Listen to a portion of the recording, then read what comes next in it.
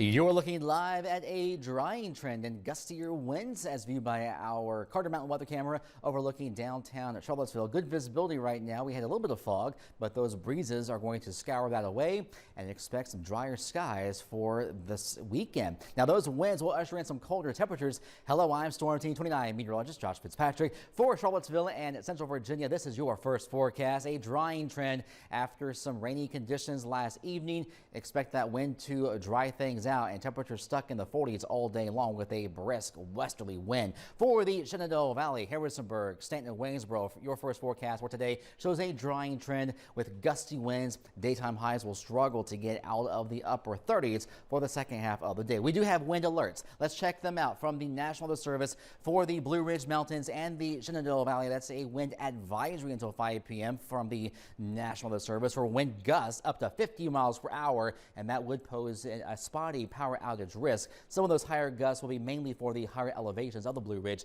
Still breezy across Central Virginia. Those winds may gust up to 35 miles per hour through sunset. And then still breezy overnight. And then tomorrow, look what happens. An Arctic front arrives that will shift the wind to the northwest, ushering in some of the coldest temperatures of the season so far for most of next week. Storm Team 29's live Doppler radar network is showing us a drying trend. No new rainfall. The rainfall we had last evening, which was about a ½ inch to an inch, is now moving up into coastal New England. We have a drier westerly wind and snow showers will stay west more towards the Ohio Valley and the Great Lakes. But look at the cold air. The first Arctic outbreak of the winter season so far. Look at that. Billings nearly 30 below zero. That's the actual air temperature.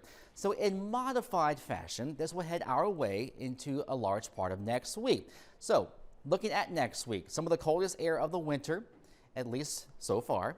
Many days next week will have highs in the 20s and 30s, overnight lows in the single numbers in the teens, wind chills even colder than that, and tracking a little bit of snow. So Tuesday is a first alert weather day for the potential for a little bit of snow, but mostly for a heads up for some of the coldest temperatures that we haven't had in quite some time. So here's later Monday, Monday night, Tuesday night, Wednesday morning. Right now, it looks like a weak weather system arrives with a little bit of snow, and especially during the overnight hours, Monday night into Tuesday morning, and then again Tuesday night into Wednesday morning. A little bit of snow is possible, and that could alter the school schedule. Our forecast guidance shows it's not a snowstorm for us. That the chances for a heavier accumulations across Southwest Virginia and down into the Mid-South.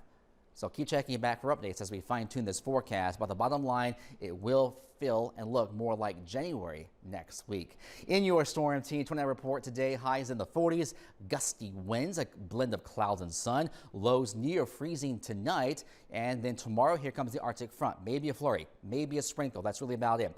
Temperatures around midday near 40 and then dropping through the 30s all afternoon with those gusty northwest winds. Here's your 7-day forecast. 20s tomorrow night. Mostly dry during the day Monday, but there could be some snow showers Monday night into Tuesday.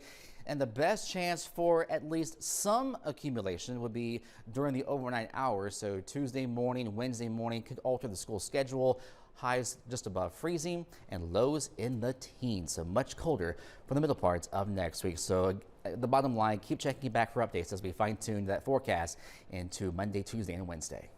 When I was little, I used to sit up and watch the delays come across the screen, waiting for my school to delay or hopefully close. And we may see some of that Tuesday morning and Wednesday morning, and it's not going to be a snowstorm for us, at least that's the way it looks right now, but in that morning commute, a little ice and snow can go a long way.